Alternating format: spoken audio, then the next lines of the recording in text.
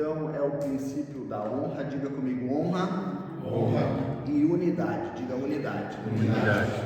Propostas como essa aqui de café de líderes e de pastores, talvez você como eu já passamos por diversas.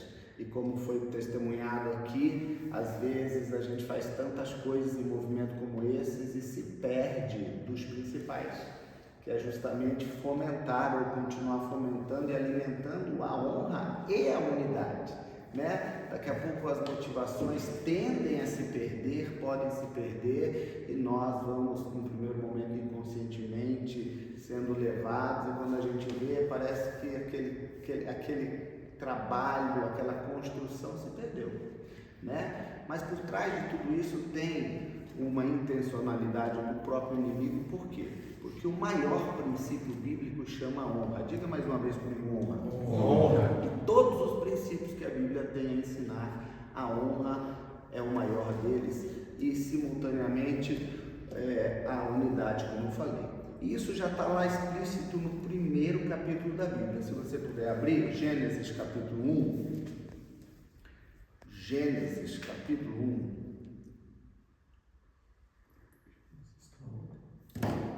Obrigado, Espírito de Deus. Nós reconhecemos o Senhor, a sua presença. E nós também reconhecemos que o Senhor é a pessoa mais importante entre nós. Nós reconhecemos a autoridade da sua presença, da sua palavra, e nós reconhecemos o quanto precisamos ser ensinados pelo Senhor. Amém. Está escrito, chegaria o dia, e esse dia nós estamos vivendo hoje de novo, que todos seríamos ensinados pelo Senhor. Pai, fala conosco ainda mais do que o Senhor já falou, que possa ter clareza a cada um de nós, peça que careço preciso. Guia-nos em tudo no nome de Jesus e para a glória de Jesus. Então, Gênesis 1, do 1 ao 4, diz o seguinte: no princípio, Deus criou céus e terra. Versículo 2: a terra era sem forma e vazia, havia trevas sobre a face do abismo, e o Espírito de Deus se movia sobre as águas. Então Deus disse: haja luz, e houve luz.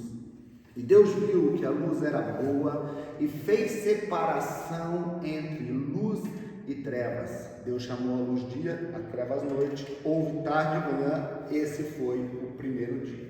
Bom, a gente sabe que quando os pontos teológicos entram na nossa história, isso nos ajuda demais, mas por outro lado isso pode nos também conflitar. Eu não quero aqui teologicamente construir ou desconstruir nada, mas só levar eu e você ao entendimento daquilo que acendeu no meu coração por esses dias. Então, o que está acontecendo logo no primeiro capítulo da Bíblia, logo nos primeiros momentos aqui? Deus, que é perfeito, sim ou não, gente? Sim. Deus, o nosso Pai perfeito, está colocando as ideias dele em evidência por meio da criação. Então, ele, sendo perfeito, ele por consequência faz coisas condizentes com o seu caráter e com a sua natureza. Não existe como um Deus perfeito fazer coisas imperfeitas. Às vezes, na nossa racionalidade humana, as coisas estão imperfeitas porque nós só enxergamos os momentos que já passaram e o nosso cérebro vai processar isso e a gente parece que está tudo errado, mas aos olhos de Deus, até o que é errado para nós está certo, e lá na frente a gente vai entender melhor, né? Então, Deus perfeito está criando o seu universo perfeito, incluindo os céus, e aqui a gente pode pensar também nos princípios espirituais e princípios esses que vão governar a terra, a geografia que Deus criou natural. Mas logo no versículo 2, a Bíblia diz que a terra estava ou era sem forma e vazia. E mais, pior do que algo ou alguém estar sem forma é estar vazio. E pior do que algo ou alguém estar sem forma e vazio é estar ainda sob o governo das trevas. E é esse o quadro que o versículo 2 da Bíblia está mostrando. Algo que Deus criou, e como falamos, um Deus perfeito cria coisas perfeitas. mas agora está tudo deformado, está tudo vazio e pior, as trevas estão governando. Mas, diga comigo, mas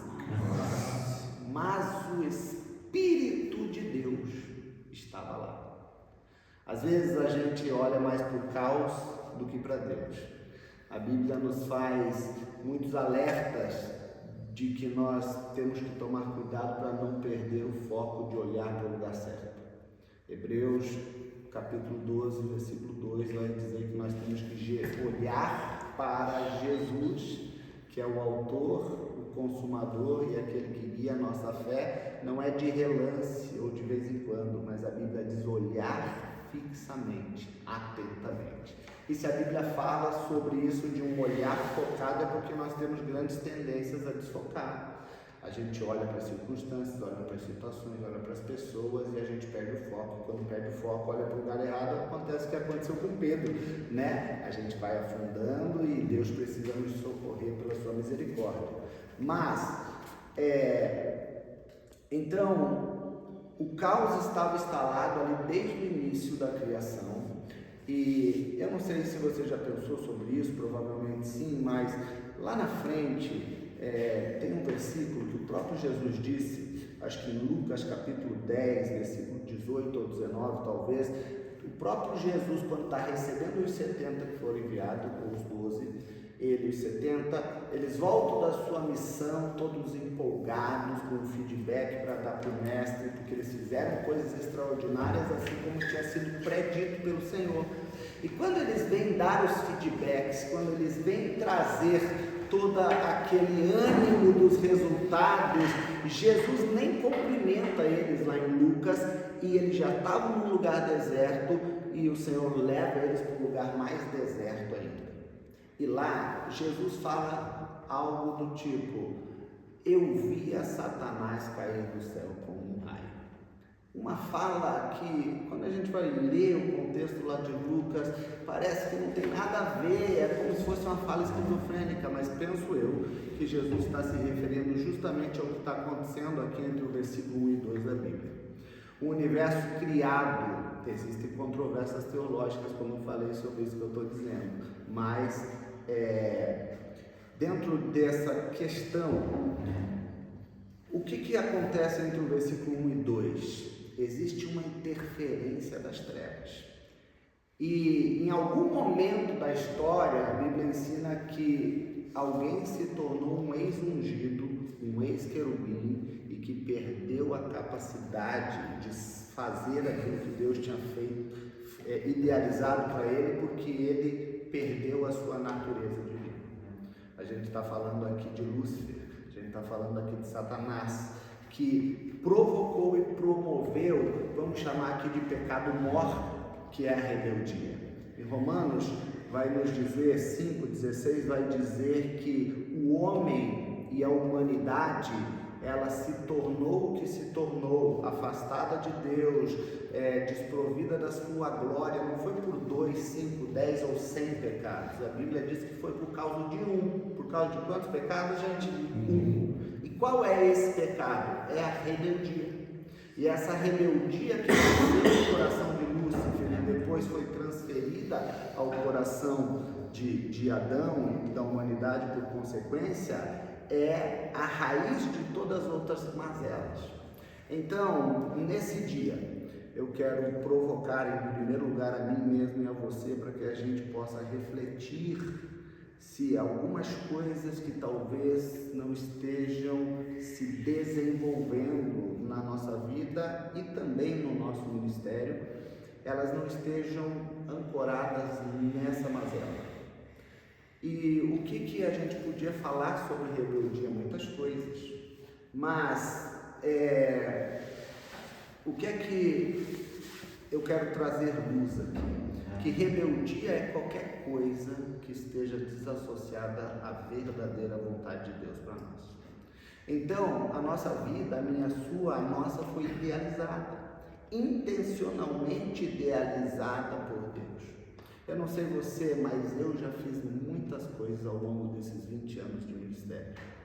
E muitas dessas, Deus não estava assim, dizendo sim, amém, por prazer, mas ele estava permitindo eu fazer, a fim de também me treinar, porque Deus não perde tempo.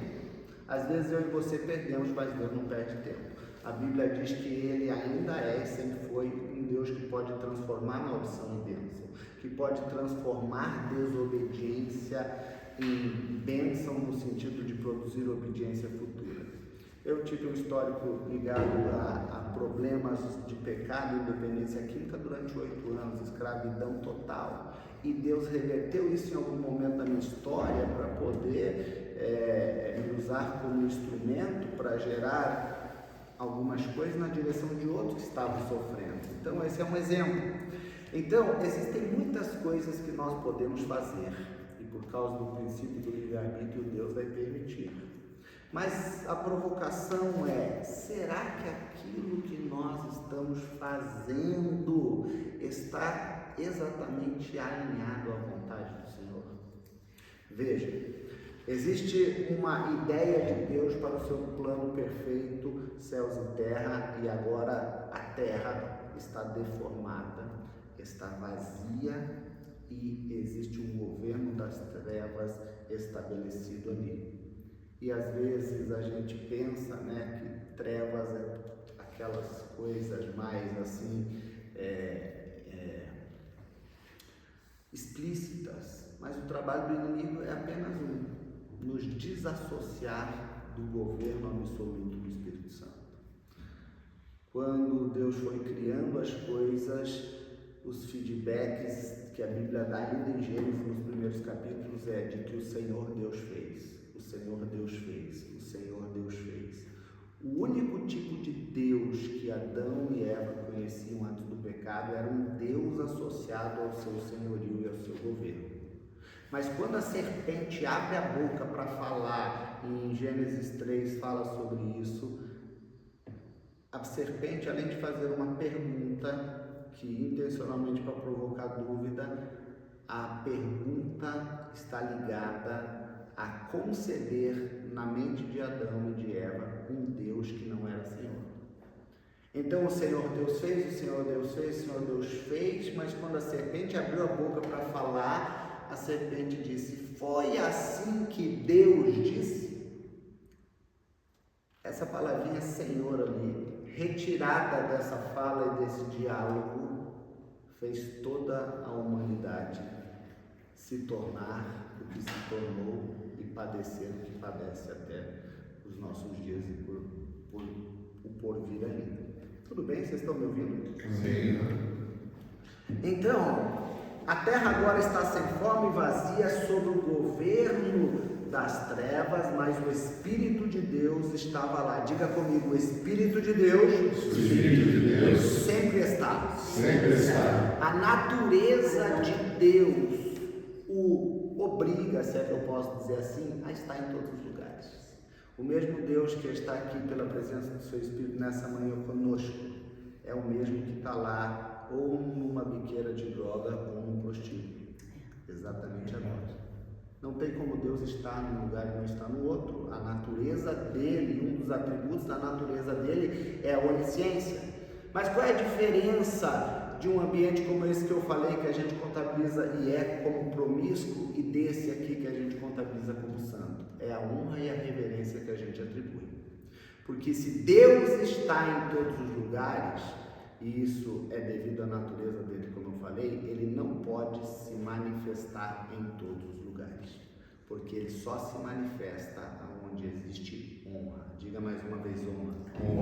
Então, onde existe honra, Deus vai se manifestar. Eu já tive experiências com Deus dentro do banheiro, fazendo o número 2, mas a minha mente e o meu coração estavam conectados a Deus ali, e eu senti uma presença que às vezes não senti dentro da comunidade de fé da igreja local ou de uma reunião que a gente chama de culto às vezes. Pode acontecer? Pode. E se for necessário Deus nos visitar em lugares incomuns, se for necessário Deus gerar ambientes improváveis para se manifestar, Ele vai fazer. Ele vai fazer. Então estamos falando aqui sobre honra e unidade. honra e unidade. E o que é que está acontecendo aqui, dentre muitas coisas, é Deus estabelecendo ou resgatando a sua própria honra. Porque a Bíblia diz que, tendo falado Deus, assim acontecerá. Deus falou sobre a sua criação. O diabo pode fazer o que for, e o papel dele para tentar macular, deformar, tornar vazio, estabelecer um governo temporário, mas se Deus falou, está falado e vai acontecer em algum momento, independente do caminho que se torne. Então, às vezes, nós, por questões principalmente emocionais que nos trazem dores, nós nos desconectamos. Mas quando a gente resgata o que Deus falou lá no princípio, a gente volta a viver. É como diz a Bíblia, ao sentir o cheiro das águas de novo, a gente volta a viver. Então, o Espírito de Deus estava lá no meio desse caos. E o que é que o Espírito de Deus estava fazendo lá? O Espírito de Deus estava pairando sobre as águas. A gente entende que existe pelo menos 4 elementos, né, que a gente considera como elementos universais: fogo, água, terra e ar, né? A gente aprende na escola isso. Eu acredito que não existia apenas água ali nessa paisagem, nessa situação, mas a Bíblia faz questão de dizer que o Espírito de Deus estava se movendo ou pairando, é o original mais próximo, sobre as águas. E essa palavra pairar no hebraico é uma palavra que fala sobre gerar. O que é que o Espírito de Deus estava fazendo no meio daquele caos? Ele estava ali, esperando enquanto gerava a vontade perfeita de Deus de novo. Às vezes eu e você estamos nos nossos perrengues da vida, nos nossos conflitos, no meio de um quadro, num cenário de caos, mas o Espírito de Deus está lá conosco, até porque Jesus prometeu que sempre estaria. A questão é se nós estamos com Ele ainda. Porque se os nossos olhos não estiverem nele, se o nosso coração não for intencional em procurá-lo, a gente vai se tornar parte desse caos e as coisas vão ficar piores do que talvez já estejam. Mas se a gente estiver olhando para o lugar certo, o nosso coração vai se inclinar para a presença dele, e o Espírito de Deus que está em nós e está nos ambientes que estamos vai nos despertar para aquilo que é a vontade perfeita de Deus. Faz sentido para você isso? Agora, por que Deus estava sobre as águas? Podemos abrir um leque de pensamentos e de hipóteses aqui, mas nenhum dos elementos universais ali, nem fogo, nem ar, nem terra, tem a capacidade que a água tem. Eu estou com sede aqui, estava com sede, o pastor me ofereceu uma água, ele trouxe essa água, eu posso beber ela porque ela está na forma líquida. Mas se eu pegar essa água aqui, botar dentro desse pote aqui, botar lá dentro do freezer, essa mesma água, ela vai adquirir uma outra forma. E se a gente pega a forminha ou o pote que agora está congelado e bota dentro da panela e acende o fogo e deixa lá por uns minutos esquecido, a mesma água vai evaporar. O que é que eu penso que esse mover do Espírito Santo sobre a água pode nos trazer luz nessa manhã também? É de que Deus precisa. Ele não precisa, né? Porque a gente sabe que Ele é autossuficiente, mas como Ele decidiu fazer as coisas em comunhão conosco, principalmente no que diz respeito à sua obra aqui na terra, Ele não precisa, mas Ele quer, Ele escolheu e está tudo bem, graças a Deus por isso, que honra para nós. Mas Ele precisa que eu e você tenhamos a flexibilidade que a água tem, de adquirir a forma que Ele quer. Eu pego essa água e boto na forminha de gelo, ela não reclama. Mas se eu tiro ela da forminha de gelo e boto dentro da panela lá, numa temperatura elevada, ela também não reclama. Ela simplesmente se submete. Sabe? Nós temos grandes tendências, todos nós, a nos perder nesse princípio da submissão. A gente tem grandes tendências a andar sozinhos, e às vezes o que nos faz andar sozinhos e nos prendem nas nossas dores são as decepções que nós tivemos, não com Deus, mas com as pessoas. Mas Deus vai continuar usando as pessoas. E mais, Ele vai querer continuar usando as pessoas para nos tratar, para nos cuidar. E nós temos o desafio de voltar a olhar para o lugar certo. Então veja, nós já vimos dois personagens da Trindade aqui em ação. O Pai, que está criando todas as coisas, e já vimos o Espírito de Deus que estava se movendo sobre as águas. Mas para que o caos fosse transformado e a paisagem voltasse a ser segundo o idealizado por Deus, ainda falta um personagem da Trindade. Qual é? O Filho. O Filho Jesus. E olha ali no versículo 3, então, o que Deus o Pai disse? Haja luz. Qual é a fala? Não te ouvi. Qual é a fala? Haja luz. E no versículo 4 a Bíblia diz que era o primeiro dia. Essa luz aqui que está sendo chamada à existência para esse cenário não é o sol e nem a lua, porque a Bíblia diz que lá no terceiro dia isso foi criado. Essa luz aqui que está sendo chamada à existência aqui é aquele que lá na frente no Novo Testamento disse: eu sou a luz do mundo. Todo aquele que andar comigo, ou a partir do que eu ensino, jamais andará em trevas. Então veja que existe aqui logo no início da Bíblia dois princípios poderosos que, se eu e você queremos verdadeiramente fazer ministério do jeito de Deus, que é serviço a Ele, nós não podemos perder os olhos e estar ancorados neles, que é o princípio da unidade. Diga mais uma vez: unidade. E qual o outro princípio que eu falei? A honra.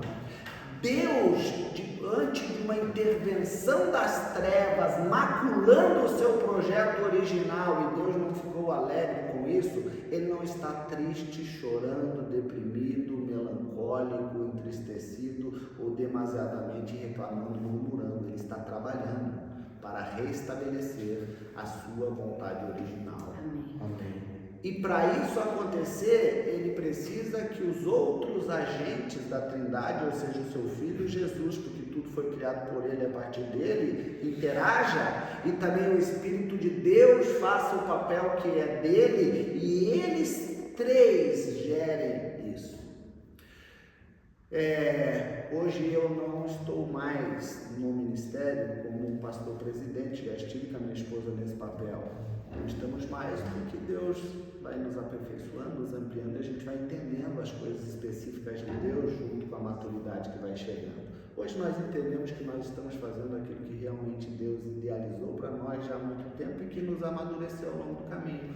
Hoje o nosso trabalho é muito mais itinerante, ajudando, treinando, fortalecendo os santos, tratando as coisas emocionais também dentro do contexto da igreja e treinando os líderes por meio dos princípios. Mas eu já senti as dores diárias e cotidianas de um pastor local, por já ter estado nessa função. E como falei no início aqui da minha fala, às vezes isso nos machuca e nos machuca de uma maneira tão perigosa e poderosa que pode nos desanimar e desanimar demasiadamente, às vezes, a gente pensar que a gente não nasceu para aqui. Você está comigo aqui ainda? Amém. Então, nesses primeiros momentos aqui a gente consegue ver então esses dois princípios aqui estabelecidos. Agora a gente pode no ministério fazer muitas coisas, e a gente faz muitas coisas, e às vezes o ambiente e as pessoas requerem de nós muitas coisas. Mas a pergunta é: para que Deus nos chamou?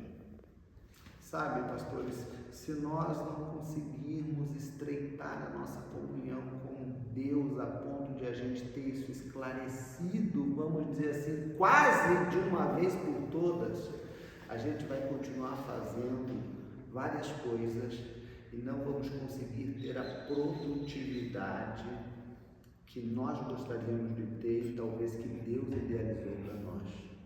Porque se Deus nos dá uma semente, aquela semente, a Bíblia diz lá em Gênesis 26 que ela pode e até deve ser multiplicada até a 100. Ou seja, é uma potencialidade de uma semente onde Deus rega, onde Deus cuida e onde Ele mesmo promove a colheita.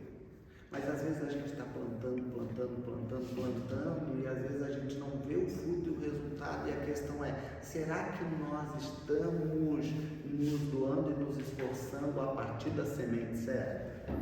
Porque pode ser que tenham 3 sementes e Deus esteja focado em cuidar, em qualificar, fortalecer, estruturar, desenvolver e frutificar de forma potencial essa e não essa. Porque essa talvez seja a que ele plantou e não essa. E essas coisas são muito sutis na nossa mente, na nossa consciência. Eu, na minha prática como profissional do desenvolvimento humano e principalmente ali nas questões emocionais, como profissional dessa área, recebo constantemente lá no consultório líderes que estão completamente feridos emocionalmente. E às vezes a gente vai passar por aquele processo de apoio, acompanhamento, escuta, e a gente vê que fizeram tantas e tantas coisas, e quando a gente pergunta, Deus te pediu para fazer essas coisas, muitos deles não conseguem ter essa resposta pronta de dizer foi Deus ou não foi Deus. E isso acontece conosco, a gente não se percebe, porque nós às vezes entramos no ativismo do fazer e achamos que a aprovação de Deus para nós está no nosso esforço de fazer, quando na verdade a aprovação de Deus para nós está no esforço de sermos, ou melhor, nos tornarmos aquilo que Ele quer, que está resumido numa palavra, filhos e filhas, só isso. O que eu e você precisamos focar na nossa verdadeira identidade de filhos e filhas, porque Deus, Ele se faz representado, principalmente por esses dias, através dos filhos, através do Filho. Hebreus vai dizer, capítulo 1, que Deus falou e fez de muitas maneiras através dos tempos, mas por esses dias Ele faz através de quem? Não é através dos pastores, dos apóstolos, dos profetas, dos diáconos, dos missionários, é através dos filhos. E glória a Deus se eu e você conseguimos ser esses atributos, termos essa, me fugiu a palavra aqui, se nós conseguirmos, se nós conseguirmos conciliar essa ordem hierárquica aqui de primeiro filhos e depois ministros, de primeiro filhos e depois ministros. Primeiro eu sou filho e depois eu sou missionário. Primeiro eu sou filho e depois eu sou profeta. Primeiro eu sou filho e depois eu sou pastor. Porque Deus não idealizou nenhuma desses encargos desassociados da paternidade dele. Tudo bem até aqui? Amém. Essa pergunta que Deus me fez nessa madrugada, eu fiz questão de anotar. O que é realmente a igreja?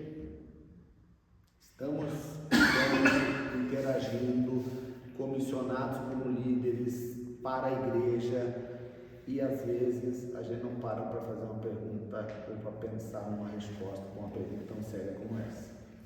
O que é realmente a igreja? Essa pergunta é importante pois talvez possamos estar bem entendidos sobre o que é a nossa denominação ou sobre o que é o nosso ministério pessoal. Às vezes nós podemos ter na mente prontamente para falar, para escrever num papel ou para colocar exposto para alguém o que é o nosso ministério, o que é a nossa denominação. Mas será que a gente tem a mesma clareza e a mesma facilidade de dizer o que é a igreja? Porque o meu, o seu e o nosso ministério, ele é uma árvore dentro da floresta. Consegue entender isso? O nosso ministério não é a floresta. O nosso ministério é uma árvore dentro dessa floresta. Talvez esteja faltando a nossa compreensão e conexão do todo, ou uma compreensão e conexão maior sobre o todo. E o que é esse todo que a Bíblia diz? É o reino de Deus. Jesus ensinou sobre muita coisa, mas se ele precisasse deixar de ensinar tudo para focar ainda mais numa só coisa, ele ia fazer aquilo que ele começou fazendo, ensinando sobre o reino de Deus. É chegado o reino de Deus, o reino de Deus está aqui, o rei do reino de Deus está aqui, e está aqui mesmo nessa manhã, amém? Amém! Então, às vezes nos falta essa compreensão e, por consequência, essa conexão, e isso faz com que alguns ministérios se estejam aquém. Aquém significa devedores daquilo que realmente deveriam estar produzindo. Aquém é abaixo do verdadeiro potencial que Deus idealizou, de forma a funcionarem similarmente a um celular com problema de bateria. Você já passou por esse perrengue, gente? Que luta na terra e você tem um celular com problema de bateria, não é mesmo? Parece e é que quando você mais precisa daquele abençoado, ele vai dar para trás. E às vezes a gente pode estar assim. Todos nós, líderes e ministros, corremos o risco de às vezes estar com um celular que às vezes a gente não consegue ter uma plena confiança, às vezes a gente não consegue estar ali funcionando no potencial que temos, carregamos, que o nosso Deus nos deu. O Senhor não irá nos cobrar apenas pelo que fizemos, mas também, ou principalmente, por aquilo que não fizemos. Alguém já assistiu um vídeo, curto, de 4 ou 5 minutos, que fala sobre o juízo final? É até mais recente, já assistiu, pastor Anderson? E diante do tribunal do Senhor, chega lá algumas pessoas e diz assim, um deles diz assim, preste contas, tem o assessor lá, né? Preste contas aqui. E aí ele fala, olha, eu fiz isso, eu fiz aquilo, eu fiz aquele outro. E aí essa pessoa ali, o próprio Deus, o representante de Deus diz assim, não, preste contas. Aí ele continua prestando contas, mas ele está prestando contas de um monte de coisa que ele fez, mas que Deus não pediu para ele fazer. E aí o resumo é ele dizendo, personagem após personagem, e a obra foi reprovada pelo fogo. Essa ilustração é o prenúncio do que cada um de nós vai fazer um dia, e pode ser um dia bem breve, ou pode ser mais demorado, diante de Deus. E Deus não apenas vai querer saber o que a gente fez, mas também o que a gente deixou de fazer, e se deixamos de fazer é porque não ouvimos direito, ou porque não consideramos na íntegra o que ele tenha falado. Eu acredito que isso também gere no seu coração, assim como gera no meu temor. Amém? Aleluia! A igreja é o ministério de comunicação do reino de Deus. A igreja é o ministério de comunicação do reino de Deus. E ela existe só para representar o Senhor e a sua vontade. Sendo o ministério de comunicação do reino de Deus, a única programação que verdadeiramente é financiada pelo Senhor chama-se Reino de Deus. A única programação financiada pelo Senhor através desse ministério de comunicação, que é a igreja, chama-se Reino de Deus. Existem muitos assuntos que nós poderemos falar sobre o Reino de Deus, e a Bíblia nos ensina, mas eu penso que existem 3 principais. Quantos? 3 principais: paternidade, redenção e governo do Espírito. Se a gente pudesse resumir a Bíblia, espremê-la para 3 assuntos principais, talvez paternidade, redenção e governo do Espírito sejam os 3 mais importantes. E por que isso está vindo a nós nessa manhã? É porque, como já disse, nós podemos fazer muitas coisas. E às vezes Deus nos permite mesmo fazer. Agora, será que nós estamos fazendo o que realmente é o principal? Quantos e quantos ministérios não estão envolvidos em tantas e tantas campanhas, em tantos e tantos projetos, em tantos e tantos propósitos e fazendo tantas e tantas coisas e cheios de tantas e tantas programações, mas será que essas 3 pautas aqui estão diretamente sendo fortalecidas? Aleluia. Estávamos ouvindo aqui a história do pastor Kiko por esses momentos que ele está vivendo aqui na missão e está com os prenúncios do engajamento para esse novo projeto que está chegando aí, envolvendo o acolhimento de pessoas de outra nação e etc. E ele disse que há alguns dias atrás recebeu uma visita de um ministério. Não foi um ministério qualquer. Foi alguém que tem além de a capacidade, a patente, a autoridade para dizer se aquilo vale ou não vale. Não foi o Ministério das Finanças, não foi o Ministério do Lazer ou do Esporte, foi um ministério específico. Então, a igreja é um ministério específico que vem e precisa chancelar muita coisa aqui na terra. Principalmente esses 3 assuntos: paternidade, redenção e governo do Espírito. Vamos em frente, amém? Sim ou não? Amém. Qual a importância de comunicarmos a mensagem correta?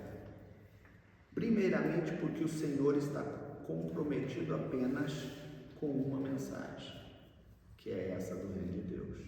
E essa mensagem do Reino de Deus vem para evidenciar a sua perfeita imagem, transmitida a nós por essência, e o seu caráter perfeito. Aleluia! Queria que você abrisse a Bíblia aí em Atos dos Apóstolos, capítulo 10. Esse é o último texto que eu vou fazer menção aqui para nós orarmos. Atos, capítulo 10. Enquanto você procura aí Atos dos Apóstolos, capítulo 10... Atos dos Apóstolos, capítulo 10. Eu vou te relembrando aqui. Atos, capítulo 10, vamos ler do versículo 9 em diante, pastor. Atos, capítulo 10. Antes de a gente ler ali e avançar, só retomando aqui um pouquinho de tudo que a gente falou, o que precisa ficar é de que nós precisamos tomar a forma que o Senhor idealizou, não apenas para a nossa vida, é claro, em primeiro lugar, mas para o nosso fazer, para o nosso ministério, para aquilo que nós falamos. Eu e você, às vezes, vamos ter que nos desdobrar em papéis em fazer muita coisa, mas a gente não pode se perder em meio aos muitos afazeres, porque coisa para fazer é o que não falta. Então, nós temos que muitas vezes nos desdobrar a fazer isso. Às vezes alguém bateu na porta, tem que socorrer, a gente faz, mas para onde a gente volta? Esse é o ponto. Para onde você volta? Porque é isso que Deus pediu para você fazer. É isso que Deus pediu para mim fazer. Porque senão a gente vai virar bombeiro. A gente vive atendendo emergência e a gente não é específico em fazer o que Deus idealizou desde sempre. Aleluia. Então, tomar a forma da vontade ideal de Deus para nós, e a Bíblia diz lá em Efésios 4 que Deus escolheu, não sorteou, Ele escolheu, intencional, uns para pastores, uns para apóstolos, uns para profetas, uns para evangelistas, uns para missionários, outros para médicos, outros para engenheiros e outros para assim, se a gente puder ampliar esse entendimento. Deus escolheu e Ele está investindo desde muito tempo em coisas específicas para você e para mim. E a gente precisa bem saber dessas coisas. Amém, gente? Amém. Tomamos a forma do que Deus falou. Olha aqui esse texto que é em Atos 10, a partir do versículo 9, que diz assim, parte bem diante. Pedro subiu ao terraço e, por volta do meio-dia, foi orar. Estando ele com fome, quis comer, mas enquanto lhe preparavam comida, lhe sobreveio um êxtase. É como se fosse um arrebatamento de sentidos, uma visão aberta, e ele viu o céu aberto. e um objeto que descia como um grande lençol que vinha até a terra pelas 4 pontas atados, e dentro desse lençol, ou sob esse lençol, todo tipo de quadrúpedes, répteis da terra e aves do céu. Ouvindo uma voz que se dirigia a ele, disse: levante-se, Pedro. O que era para Pedro fazer? Levantar-se e depois, que mais? Mata os animais e coma. Mas Pedro respondeu. Qual foi a resposta de Pedro, gente? De modo nenhum, Senhor. Veja, Pedro sabe quem está falando com ele. Pedro sabe quem está falando com ele. E ele ainda tem justificativa e explicação clara na ponta da língua por que ele não quer fazer. Por que ele não quer submeter? E ele explica ali: porque eu nunca comi nada que fosse impuro ou imundo. Pela segunda vez, diga segunda vez, a voz lhe falou: não considere impuro ou imundo aquilo que o próprio Deus purificou. Isso aconteceu por quantas vezes, gente? Quantas vezes? 3 vezes. E em seguida aquele objeto foi levado de volta ao céu. Sabe que Deus sabe como tratar nas nossas resistências, desobediências, rebeldias às vezes, mas Deus, Ele não vai ficar muito tempo e nem tão pouco a vida toda esperando eu e você se mover ou fazer o que Ele idealizou. Porque Ele pode usar qualquer outra pessoa para fazer aquilo que precisa ser feito. Amém. Até porque o centro das atenções não somos nós. Até porque o nosso ministério não é a última Coca-Cola do deserto. Verdade. Deus está comprometido em mudar a rota de toda a terra. E às vezes a gente quer que toda a terra mude a rota para atender às nossas vaidades, as nossas questões egocêntricas, e Deus nunca vai mudar por nós. Ele muda pelos ideais perfeitos dele. Ok, isso aconteceu por 3 vezes e o objeto foi levado ao céu. Qual é o ponto aqui, gente? É de que, paralelamente a esse evento aqui, tem um jovenzinho, não tão jovenzinho assim, mas vamos chamar aqui de jovenzinho nas experiências com Deus, chamado Saulo. Ele está simultaneamente a essa resistência de Pedro em ter a sua mente renovada. Ele está caindo do cavalo em outro ambiente, em outro lugar, em outra situação, tendo experiências com esse mesmo Deus. E a gente sabe a bagagem de Saulo no quesito religioso, ministerial religioso. Ele não era qualquer pessoa. Ele era uma pessoa extremamente capacitada, habilitada, culta e preparada. Ele só estava cego espiritualmente, morto espiritualmente, fazendo tudo na excelência, mas na base da razão e não da revelação.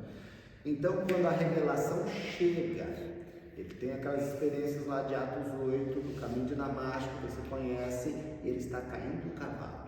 Aquela revelação foi tão poderosa para ele, que os historiadores dizem que ele pegou toda a bagagem dele, botou debaixo do braço, ou botou na sua mochila, e se mandou para o deserto para ficar algum tempo lá, tentando filtrar, num momento de intimidade com Deus, aquilo que era de Deus e aquilo que não era. Às vezes eu e você precisamos ir para o deserto, justamente para passar por esses filtros, para definir de verdade o que é de Deus para nós e o que não é. Aí, enquanto Pedro está aqui como aquele que está resistindo à forma que Deus quer dar a ele, tem outro lá que está se submetendo e se sujeitando. E olha que interessante, a partir de Atos capítulo 10, a gente vê como título aqui, pelo menos da minha Bíblia, Atos 11, dizendo assim, a defesa de Pedro. No capítulo 13, não fala-se mais de Pedro, mas aparece aqui, ó, Barnabé e Saulo em sua primeira viagem missionária. Capítulo 14, Paulo e Barnabé em Icônio. Capítulo 15, aparece Pedro no cenário, batendo no peito e querendo dar carteirada, dizendo: eu estou no ministério primeiro e vocês baixam a bola e se submetam a mim, porque se tem alguém que recebeu autoridade, sou eu, vocês estão debaixo da minha autoridade. É mais ou menos essa conversa, estou parafraseando. E depois do capítulo 15, a gente não consegue ver Pedro. A gente vê Paulo e Timóteo em tal lugar, a gente vê Paulo e Silas em Tessalônica, 18, Paulo em Corinto, 19, Paulo em Éfeso, 20. De novo, Paulo vai para Macedônia e Grécia e assim por diante. Terminou o livro de Atos, a gente vê uma produtividade potencializada de forma extraordinária na pessoa de quem? De Pedro ou de Paulo? De Paulo, com todas as cartas que ele escreveu. E por que essas coisas estão acontecendo? São muitos os motivos, é claro, mas o foco que eu queria deixar aqui é o seguinte: é porque esse carinha aqui, chamado Saulo, ele permitiu Deus renovar a mente dele. Aleluia. Aleluia.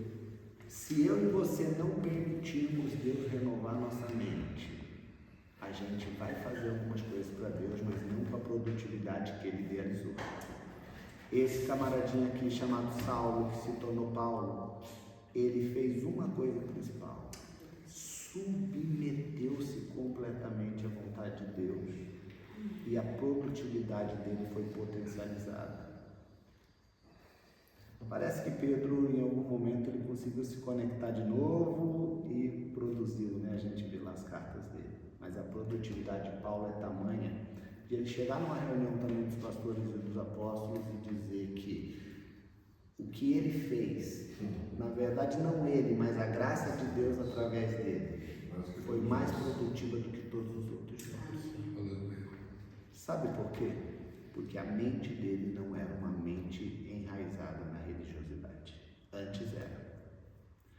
Deus vai fazer muitas coisas em você antes que eu já sabe estar envolvido nisso aqui nessa cidade. Mas Ele quer renovar a mente dos príncipes. Aleluia, Jesus. Que são vocês. Amém. Aleluia. E isso já está acontecendo. Eu não vim aqui para dizer que está começando a partir de agora. Não, já está acontecendo. E essa reunião aqui que a gente pode chamar de secreta, né? Secreta por quê? Porque não tem tanta gente, nem precisa ter. Precisa ter quem entende, quem vai participar do futuro. Deus não vai revelar o futuro que Ele tem para Campina Grande para quem não vai participar desse futuro. Quer prova bíblica disso?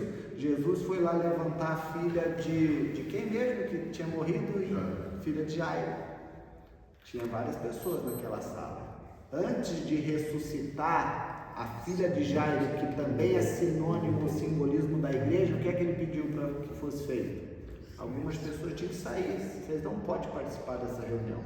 Essa reunião aqui não é para quem vai participar do futuro. Essa reunião aqui não é para os espíritos. Essa reunião não é para os curiosos. Essa reunião aqui não é para aqueles que vão ter muitas boas ideias, mas pensando só em si mesmo. É verdade. Então sai aí, galera. Eu só quero 2 ou 3 aqui, porque com esses 2 ou 3 eu vou conseguir. Aleluia, aleluia. Glória a Deus. Vocês são essas pessoas da intimidade, diz o Senhor. Vocês são essas pessoas que Deus está querendo fortalecer, principalmente nesses 2 princípios. Ancorar vocês nesses 2 princípios que hoje nós destacamos aqui.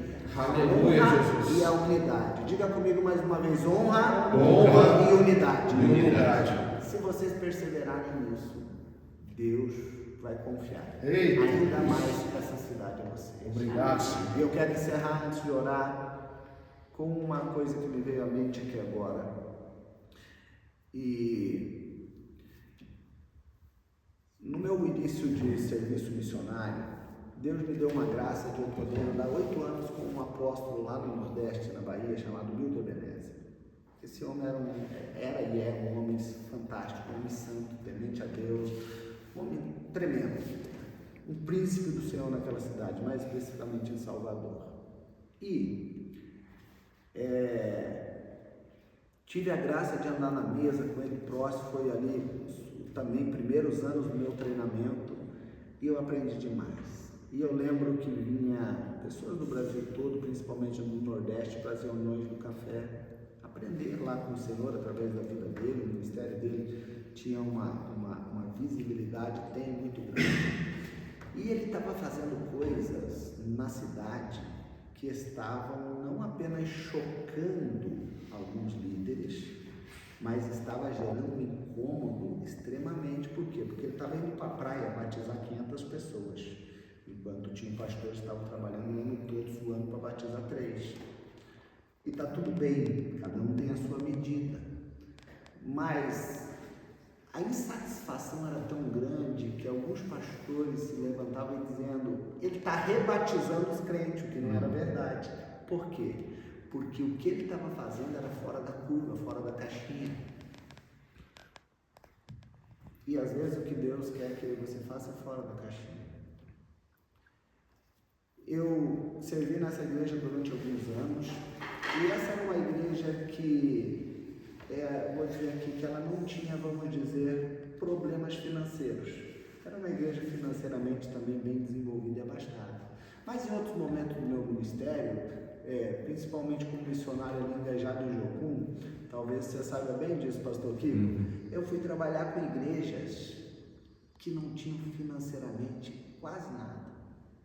Mas, esse é o ponto, tanto essa abastada financeiramente, sem problemas, vamos dizer assim, nesse sentido, e essas outras que tinham muito problema nesse sentido financeiro, elas tinham um problema de mentalidade que era comum.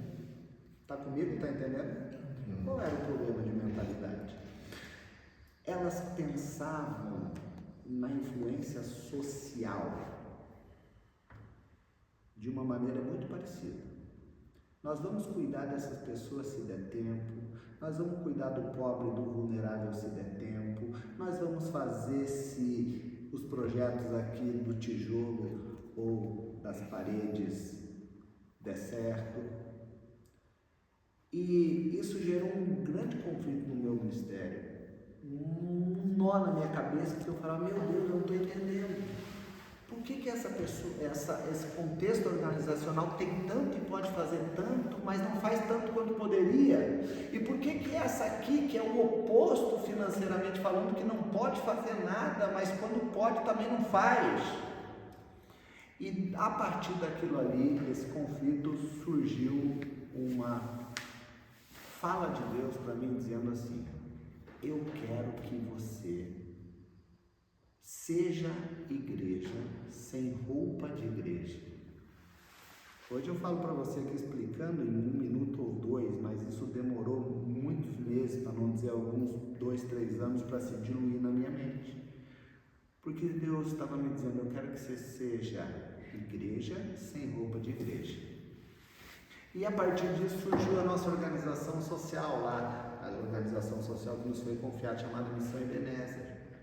E a partir da Missão Ebenezer, eu e o pessoal que junto comigo nessa iniciativa, a gente pôde ter acesso a lugares que antes eu não tinha. Nós podemos ter acesso a ambientes de governança, inclusive de tomar posse de recursos que antes nós não podíamos. Mas o conflito na minha cabeça foi tão grande de eu conseguir sair do formato de ser um pastor dos moldes que eu entendia que era correto dentro de uma igreja com 4 paredes, etc., para ir para esse lado foi tão grande, gente, que eu precisei morrer. E eu me vi dentro desse mesmo contexto, de Deus pedindo para mim fazer algumas coisas, e eu dizendo: de modo nenhum, não sei, cruz credo, sai de mim, está arrependido, não sei. Por quê? Porque a nossa mente, ela não consegue conceber o desconhecido. Então, eu não sei qual é o seu momento de vida e o momento do seu ministério, pastor, mas eu estou sentindo da parte de Deus para dizer para você isso aqui com responsabilidade hoje. O que Deus quer fazer através de você tem pouco a ver com o que você já viveu, mas tem muito a ver com o que você ainda não viveu. O que você já viveu ele não vai descartar, é conhecimento empírico, de experiência, de tudo que está em você, você carrega isso. Mas não é a partir disso que ele quer tocar o novo, é a partir da dependência. Aleluia. Então, continue se fortalecendo na unidade, na honra entre vocês principalmente, fortaleça esse tempo aqui, o tempo que for necessário. Eu já me convido aqui desde já para poder estar aqui na medida do possível para aprender e andar com vocês. Amém. Tá bom? Obrigado pela honra de estar com vocês. Foi um prazer. Vamos orar aqui? Senhor, muito obrigado. Obrigado por essa manhã. Espírito de Deus, o Senhor é a pessoa mais preciosa entre nós. E se tem alguém que nós precisamos reconhecer em todo tempo, honrar e ser um, porque é a partir de ser um que o mundo vai nos conhecer, é contigo. Amém. Muito obrigado pela sua presença. Obrigado pela vida desses pastores, líderes, desses homens, mulheres de Deus, teus filhos, tuas filhas, plantados nesse lugar aqui, Senhor.